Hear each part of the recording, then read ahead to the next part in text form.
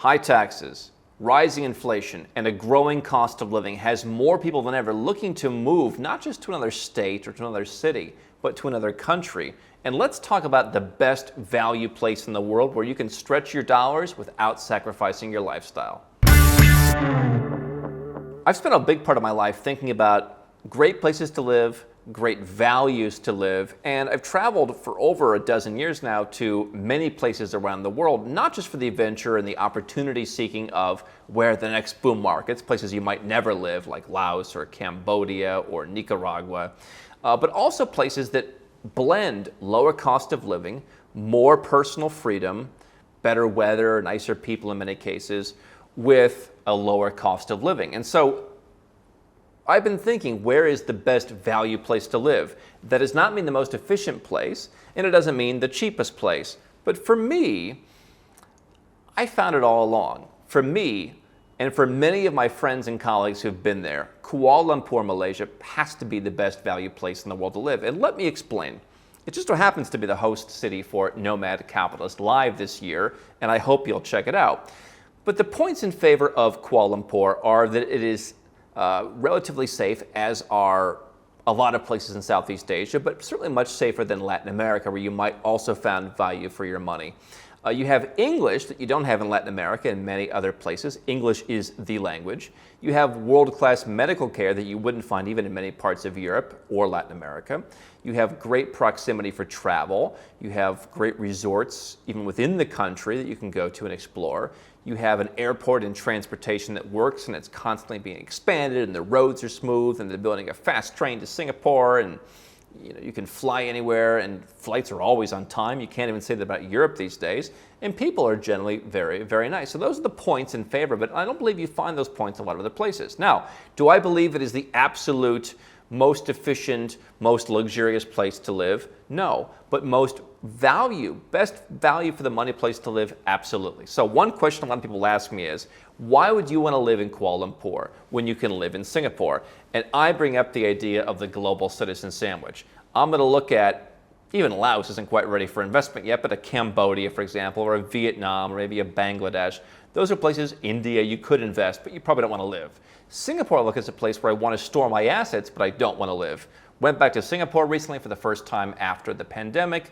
I love it. It feels great. But I ask myself, am I going to get the value out of paying $10 million for a house that I can pay less than $1 million for in Kuala Lumpur? Sometimes the difference actually is that big if we're really comparing locations and sizes and all of that, because real estate in Kuala Lumpur is incredibly cheap. I'll give you an example how we have an old apartment that we have owned by one of our companies, and it's a little two-bedroom apartment. Perfect location in Kuala Lumpur. And I thought to myself, two people from one of our offices in Eastern Europe, where prices are going through the roof, where the weather's not that great all year round, where people are a little grumpier sometimes, they should get together, say, hey, take me off the payroll in this country, put me on a digital nomad visa to go to Malaysia, all the money is saved, you can give it to me, and then I'll pay you back part of it in rent. Because the rent in Kuala Lumpur is low because you have so much housing supply. You could rent this two-bedroom apartment with some decor in an okay building, in maybe like one of the best locations in the city center, and you could rent each bedroom out for like $300, and maybe you could argue it's even less if they did it long term. Where are you going to go, even in Eastern European spots? There are maybe some spots where you could go in Latin America, but again, you have the English, you have the safety, you don't have the world-class medical, you're not going to be traveling around as much, right? So if you live in Bogota or Medellin, Ecuador next door, it's still hard to get to, whereas in Asia, you can go everywhere, right? And so the benefit is that in Malaysia, much as like some Latin American countries, they use their own currency, and they don't really think about what it's worth in dollars or what it's worth in euros, as is often the case in, let's say, Eastern Europe. They just say, hey, here's the ringgit, and the ringgit is less valuable now than it was when I first came to Malaysia about 10 years ago, and so you get more value for your money. They also produce enough stuff within the country, or they import it from relatively nearby. They're actually a producer of some of the things that Singapore imports, and so you have a certain amount of local production. You're not going to be eating strawberries, but you're going to be paying for the privilege. But if you want to get a fresh pineapple for less than $1, you can get a big pineapple for like 3.5 ringgit. You want to eat mangoes, you want to eat papayas, you want to eat local food, and yes, there's plenty of Western food available. You can do that. So you've got all these benefits. It's cheaper than you'd find in many parts of Eastern Europe. And so if you're like me and you're more of a Europe and Asia creature, this is perhaps the best value. And again, if you want, if you're comparing it to Latin America, if you don't speak Spanish, and if you want the freedom just to go wherever you want and feel safe, you're going to get a better deal in Asia. So food, tasty food, tons of variety. You've got a multicultural country that allows you to, try Indian food, try Chinese food, try Taiwanese food, try Arabic food, try anything you want, including some Western food. I will give Bangkok credit. When I was there recently, I do think they have a bit of an edge, maybe a serious edge on Western food in terms of high-level Western food. But Kuala Lumpur now has a Taco Bell, so we are really cruising. You can get, here's what I did recently. Had a friend of mine come in, lives in Eastern Europe, European Union, Eastern Europe, came in from the US originally. He said, this is the cheapest place I've been, because his prices are going through the roof. We went out to a 9-course authentic sushi restaurant, beautiful decor. Sushi chefs are all from Japan, top ingredients, got the extra add-on. It's like $61 per person for this beautiful sushi meal in an authentic sushi restaurant. On the other hand, you can go to a sanitized hawker stall in the basement of a mall or below the Four Seasons or any of other places, and you can pay $3. We went out and got a laksa, like a kind of a bowl of noodles and soup and everything, a little piece of tofu. It was like $3. I mean, this big thing. I mean, you probably, if you weren't super hungry, 2 people could have shared this dish for like $3. And so you have the choice to go between this. Then I took him over to my club, where I'm a member for $600 and some a year. They've got a whole different number of services for gentlemen, right? They make you a robe so you can sit there and smoke your cigar that you get a discount on. I don't smoke, but he does, so I got to use my cigar discount. And then you drink your bottle of whiskey that they save for you, get a discount on that. And then you can stay in one of their rooms for a weekend for free, beautiful old, kind of colonial vibe rooms. You get 12 haircuts for free. You get 4 buffets, one of the best buffets you've ever seen in Asia. Tons of really, really good food for like $600. He's like, I'm going to move here just for this club. And you've got successful people that come around, and you have a nice little vibe with the bartender, and just a really nice place that you don't find a lot of places. So we've got cheap rent, like for $600 a month, you could get a nice 2-bedroom in the middle of the action. If you wanted to get, they still have some of these old places that are 3,000-4,000 square feet that they were building 10 to 15 years ago. You can rent some of those out for $2,000.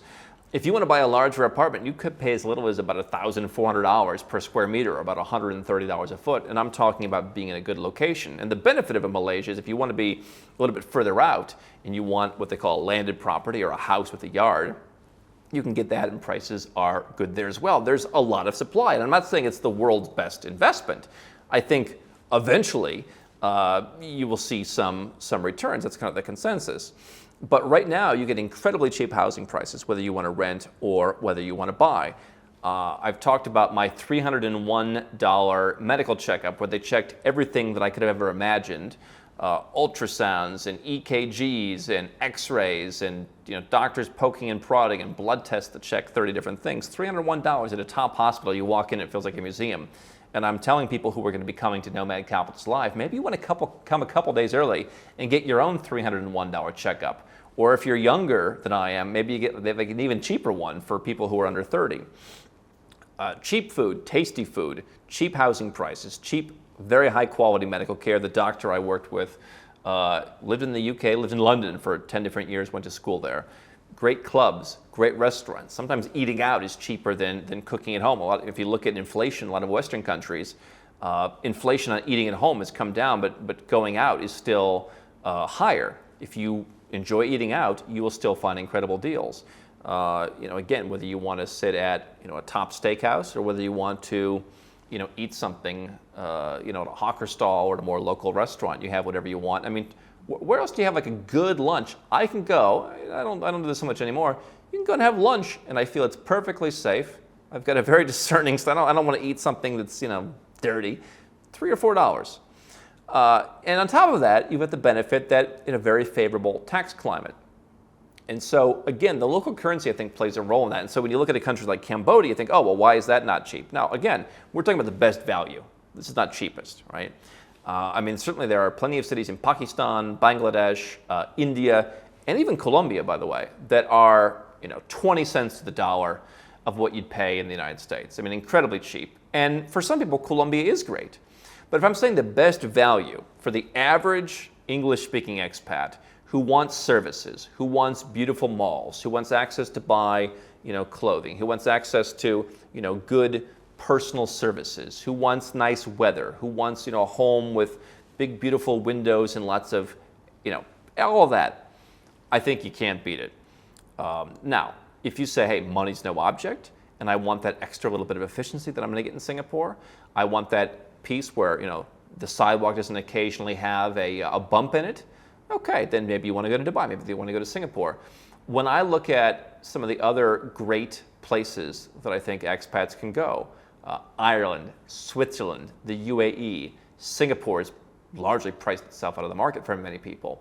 Even Thailand, you're going to spend a heck of a lot more on housing. I mean, we're talking millions of dollars at least for a place you could spend less than $1 million for in Malaysia. And you could probably get something very, very nice for $500,000 and then be able to touch it up. And so you can get a digital nomad visa in Malaysia if you make $2,000 a month. There's also numerous different investment migration programs, not only in peninsular Malaysia, where Kuala Lumpur is, but Sarawak, for example, has what's called the MM2H program. So for as little as a $33,000 bank deposit, you can get a long-term residence permit in Malaysia.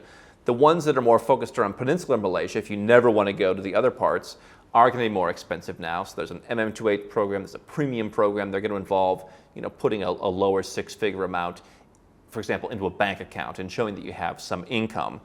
But if you are someone who makes a good income, has some money to save, wants to put it into safe banks, is willing to accept a little bit of currency fluctuation for tying that money up, you will have access to, on a long-term basis, a place where you will save an incredible amount of money. And I've had family come, I've had friends come, they're like, this is not only as good as many US cities, but better. And I think the same thing can probably apply to many places in Canada or in Europe or Australia. People are also going to leave you alone, by and large. By the way, not really a lot of Karens running around in Malaysia, and so overall, great value. And I think if I had to choose the best value place in the world, it'd have to be Kuala Lumpur. So I hope that you will join us for Nomad Capitalist Live coming up this year, and you'll see it for yourself because it's been a place where I've spent time for a decade, and I think you'll like it.